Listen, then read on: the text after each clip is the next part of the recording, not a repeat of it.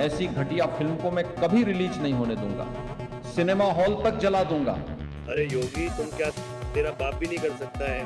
सनी देओल की बंटवारा 1947 मूवी देश के जवानों के बलिदान का अपमान है।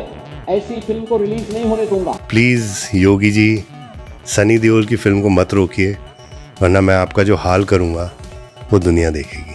की बंटवारा 1947 फिल्म को कभी भी यूपी के थिएटर्स में रिलीज नहीं होने दूंगा। आग लगा दूंगा पूरे शहर को। हिंदू औरत के लिए आप हिंदू औरत, वो माँ है, माँ को हिंदू मुसलमान में ना बांटिए। क्या आपने कभी कानून के सबसे बड़े रखवाले और कानून तोड़ने वाले के बीच की असली टक्कर देखी है? रियल लाइफ में नहीं दोस्तों, रियल लाइफ में एक ऐसी टक्कर जहां ईगो, सत्ता, गुरूर और जिद्द आपस में ऐसे भिड़ रहे हैं कि पूरे हिंदुस्तान की जमीन कांप रही है। क्योंकि पिछले 8 दिन से बॉलीवुड के सबसे अंधेरे बंद कमरों में और यूपी की सबसे ताकतवर कुर्सी के बीच एक ऐसी आग जल रही है जिसकी लपटें अगर बाहर आ गईं तो सिनेमा से लेकर पॉलिटिक्स तक का पूरा सिस्टम जलकर राख हो जाएगा। दोस्तों, आज मैं जिस रक्त चरित पर से पर्दा उठाने जा रहा हूं, उसके बाद शायद मेरे पास धमकियां आएं, शायद मुझे यह चैनल छोड़ना पड़े या शायद यह वीडियो ही गायब हो जाए। लेकिन सच बोलना मेरी जिद्द है। इसलिए अगर आप में आंखों में आंख डालकर सच सुनने का जिगरा है, अगर आप चाहते हैं कि ऐसी तबाहकुन खबरें दबे नहीं, तो तुरंत इस वीडियो को एक लाइक ठोको और अपने इस चैनल फिल्म बिहाइंड सीन को अभी के अभी सब्सक्राइब करो। आपका एक लाइक उस सिस्टम को बताएगा कि जनता जाग रही है। कर दिया लाइक, सब्सक्राइब का बटन दबा दिया तो अपनी सीट बेल्ट बांध लियो, क्योंकि अब हम उस अंधेरी कोठरी में घुसने वाले हैं जहां बारूद बिछा हुआ है। कहानी की शुरुआत होती है आज से ठीक 8 दिन पहले। तारीख थी 14 अगस्त 2026। आमिर खान का मैसिव 500 करोड़ का प्रोडक्शन, राजकुमार संतोषी का माइंड ब्लोइंग डायरेक्शन और AR रहमान के रोंगटे खड़े कर देने वाले म्यूजिक के साथ थिएटर्स में एक फिल्म उतरती है। नाम था बंटवारा 1947। कहा जा रहा था कि यह एक हिस्टोरिकल पीरियड ड्रामा है। पर्दे पर 1947 का वो खूनी मंजर, वो आग की लपटें, वो दंगे दिखाए जा रहे थे और लीड रोल में थे सनी देओल। सनी पाजी एक मुस्लिम आदमी सिकंदर मिर्जा का रोल प्ले कर रहे थे, जो दंगों की उस भयंकर आग के बीच अपनी जान पर खेलकर एक मासूम बुजुर्ग हिंदू औरत की जान बचाता है। सोचिए मंजर क्या होगा। प्रीति जिंटा, शबाना आजमी, अली फजल, सबने अपनी ऐसी जान फूंकी थी कि थिएटर्स में बैठे लोगों की आंखों से आंसू बह रहे थे। हर कोई बोल रहा था कि आमिर खान ने तो इतिहास रच दिया। सब कुछ एकदम परफेक्ट चल रहा था दोस्तों।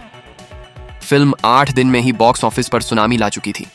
ऐसा लग रहा था कि यह देशभक्ति और इंसानियत की सबसे बड़ी मिसाल बन गई है। लेकिन आपको लगता है कहानी यहां खत्म हो गई? नहीं, असली तबाही तो आनी अभी बाकी थी। एक ऐसा तूफान जिसके बारे में ना किसी ट्रेलर में बताया गया था, ना किसी पोस्टर पर दिखाया गया था। जैसे ही फिल्म का इंटरवल खत्म होता है, पर्दे पर अचानक अंधेरा छा जाता है। हॉल में एक मौत का सन्नाटा फैल जाता है और तब पर्दे पर पड़ती है एक विशाल भयानक परछाई। एक ऐसी शख्सियत जिसे देखकर पिछले 40 साल से अंडरवर्ल्ड और एडमिनिस्ट्रेशन दोनों के पसीने छूट जाते हैं। वो कोई और नहीं, द अल्टीमेट खलनायक, संजू बाबा, संजय दत्त। जी हां, संजय दत्त का इस फिल्म में एक सीक्रेट और बेहद खतरनाक कैमियो रखा गया था। जैसे ही संजू बाबा की पर्दे पर एंट्री होती है, थिएटर्स में सीटियां और तालियां आसमान फाड़ने लगती हैं। लेकिन उन्हें नहीं पता था कि संजू बाबा आगे जो बोलने वाले हैं वो हिंदुस्तान की पॉलिटिक्स में भूकंप लाने वाला है। मेरे सोर्सेज जो सीधा सेंसर बोर्ड और एडिटिंग रूम के अंदर बैठे हैं, उन्होंने मुझे बताया है कि संजय दत्त ने सेट पर स्क्रिप्ट की धज्जियां उड़ा दी। उन्होंने कैमरा के सामने आकर अपने उसी पुराने रॉ और बाकी अंदाज में एक ऐसी लाइन बोल दी जिसे सुनकर वहां मौजूद डायरेक्टर और कैमरामैन की भी सांसें अटक गई थीं। सीन कुछ ऐसा था दोस्तों। संजय दत्त एक ताकतवर करप्ट नेता के सामने कुर्सी पर बैठे हैं। आंखों में वही पुरानी आग है और उन्होंने नेता की आंखों में आंख डालकर एक डायलॉग मारा। और डायलॉग था, कुर्सी पर बैठकर डर और कानून उन्हें दिखाना नेताजी, जिन्होंने सिर्फ कानून बनते देखा हो। हमने तो मौत की उन कोठरियों में रातें काटी हैं जहां तुम्हारे कानून की रूह भी कांपती है। धर्म और नफरत का खेल खेलकर तुम लोग जमीन और कुर्सी तो बांट लोगे, पर जिस दिन सड़क पर इंसान का लाल खून बहता है ना, तो उस खून की आग में तुम्हारे सारे सत्ता के झंडे जलकर राख हो जाते हैं। बूम, खेल खत्म। दोस्तों, ये कोई आम डायलॉग नहीं था, ये सीधा ओपन चैलेंज था सिस्टम को। ये सीधा थप्पड़ था आज की पॉलिटिकल नैरेटिव पर। और सबसे बड़ी बात, ये सीन रिलीज कैसे हो गया? लेकिन जैसे ही इस सीन की क्लिप और इसकी गूंज थिएटर्स से निकलकर बाहर आई, पता है ये कहां पहुंची? सीधा लखनऊ, सीधा यूपी के सबसे ताकतवर, सबसे कड़े सीएम योगी आदित्यनाथ के कानों तक। अब जरा उस मंजर को दिमाग में सोचिए। योगी आदित्यनाथ एक ऐसा सन्यासी सीएम जिसके खौफ से बड़े बड़े माफिया मिट्टी में मिल गए, जिनके इशारे पर बुलडोजर कानून की नई परिभाषा लिखता है। एक ऐसा नेता जिसका मकसद सिर्फ एक है, लॉ, ऑर्डर और डिसिप्लिन। जैसे ही सीएम ऑफिस में यह रिपोर्ट पहुंची कि बंटवारा 1947 में संजय दत्त एक सीन के जरिए सरकार और एडमिनिस्ट्रेशन की आइडियोलॉजी को चुनौती दे रहे हैं, तो गोरखनाथ से लेकर लखनऊ तक मौत का सन्नाटा छा गया। एडमिनिस्ट्रेशन को लगा कि देशभक्ति के पर्दे के पीछे ये फिल्म एक एंटी एस्टैब्लिशमेंट एजेंडा चला रही है। और वो भी कौन? एक ऐसा एक्टर जिसका खुद का इतिहास टाड़ा और जेल की काली रातों से जुड़ा हुआ है। योगी जी के राज्य में सिस्टम को आंख दिखाने का अंजाम क्या होता है, ये मुझे आपको बताने की जरूरत नहीं है। रातों रात, जी हां दोस्तों, आधी रात को यूपी से एक फोन घुमाया गया, सीधा मुंबई, सीधा आमिर खान और राजकुमार संतोषी के ऑफिस में। उस फोन कॉल पर क्या बात हुई होगी? उस फोन कॉल का एक एक वर्ड मेरे सोर्सेज ने मुझे ला कर दिया है। मैसेज लाउड, क्लियर और भयानक था। मैसेज ये था, अगले 12 घंटे के अंदर संजय दत्त का ये पूरा सीन फिल्म से काट कर निकाल दो। अगर एक भी फ्रेम बचा तो भूल जाओ कि यूपी के किसी भी सिंगल स्क्रीन या मल्टीप्लेक्स में बंटवारा 1947 का एक भी शो चलेगा। फिल्म को सीधा बैन कर दिया जाएगा। दोस्तों, यूपी बॉलीवुड का सबसे बड़ा मार्केट है। अगर यूपी हाथ से गया तो 8 दिन पुरानी यह ब्लॉकबस्टर औंधे मुंह जमीन पर गिर जाएगी। 500 करोड़ का बजट डूब जाएगा। आमिर खान के हाथ पैर फूल गए। सनी देओल, जिनका 2.5 किलो का हाथ पर्दे पर आग लगाता है, वो भी इस पॉलिटिकल भूकंप के आगे हेल्पलेस हो गए। प्रोड्यूसर समझ गए थे कि योगी आदित्यनाथ से पंगा लेने का मतलब है खुद के पैरों पर कुल्हाड़ी नहीं, कुल्हाड़ी पर पैर मारना। लेकिन अगर आपको लग रहा है कि बॉलीवुड डर कर चुप बैठ गया, तो आप बहुत बड़ी गलती कर रहे हैं। कहानी यहां खत्म नहीं होती। कहानी यहां से 10 गुना यानी 10x खतरनाक हो जाती है, क्योंकि यह धमकी उस इंसान के पास पहुंची थी जो इंसान डरने के लिए बना ही नहीं है, संजय दत्त।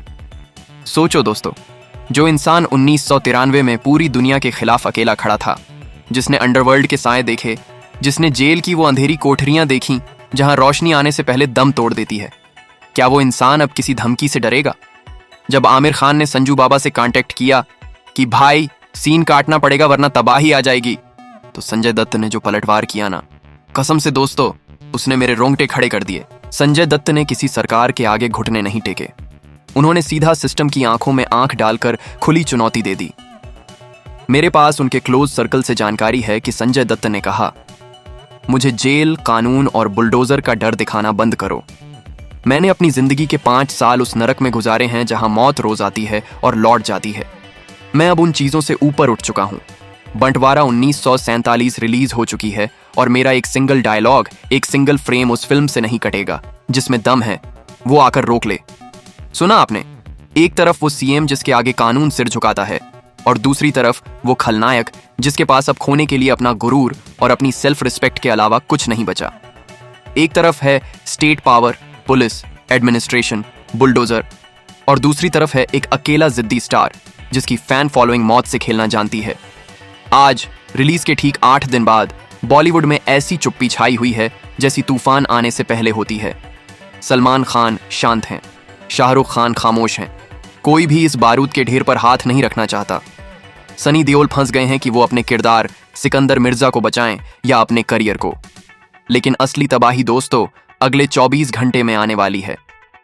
अंदर की खबर यह है कि संजय दत्त पीछे हटने को तैयार नहीं है और कहा जा रहा है कि कल मुंबई में एक बेहद सीक्रेट प्रेस कॉन्फ्रेंस होने वाली है। अगर संजू बाबा वहां मीडिया के सामने आ गए और उन्होंने योगी जी और सरकार को खुली चुनौती दे दी, तो आप सोच भी नहीं सकते कि इसका अंजाम क्या होगा। क्या अगले दिन सीधा संजय दत्त के खिलाफ पुरानी फाइल्स दोबारा खुल जाएंगी? क्या सच में फिल्म थिएटर्स से हमेशा के लिए उतर जाएगी? हम एक ऐसे मोड़ पर खड़े हैं दोस्तों जहां सिर्फ एक मूवी की लड़ाई नहीं चल रही, ये ईगो की लड़ाई है। ये हिंदुस्तान के 2 सबसे ताकतवर माइंडसेट की लड़ाई है। अब वक्त आ गया है आपका दोस्तों। अब आप मुझे कमेंट सेक्शन में बताओ कि इस तबाहकून महायुद्ध में आप किसके साथ हो। एक तरफ है लॉ, ऑर्डर और योगी आदित्यनाथ का बुलडोजर पावर, और दूसरी तरफ है मौत से टकराने वाला संजय दत्त का संजू तेवर। कमेंट सेक्शन में आग लग जानी चाहिए आज। लिखो टीम योगी या टीम संजू। मुझे आज देखना है कि फिल्म बिहाइंड सीन के सब्सक्राइबर्स की फौज में कितना बारूद भरा है, किसकी टीम भारी पड़ती है आज। और सबसे जरूरी बात, सुनो ध्यान से, अगले 24 घंटे में मुंबई की उस अंडरग्राउंड मीटिंग की या सीएम ऑफिस के अगले ऑर्डर की जो भी लीक मेरे पास आएगी, वो मैं सबसे पहले, याद रखना, सबसे पहले अपने इस चैनल फिल्म बिहाइंड सीन पर लेकर आऊंगा। अगर आप चाहते हो कि आपको ऐसी 100% रियल, डेंजर और बिना फिल्टर वाली खबरें मिलती रहें, तो स्क्रीन पर दिख रहे उस लाल सब्सक्राइब बटन को ऐसे हिट करो जैसे संजू बाबा ने डायलॉग मारा था। और हाँ, इस वीडियो को इतना लाइक और शेयर करो कि यह आग और यह आवाज मुंबई से लेकर लखनऊ तक पहुंच जाए। दिल थाम कर बैठना मेरे दोस्तों और तैयार रहना, क्योंकि असली पिक्चर अभी बाकी है।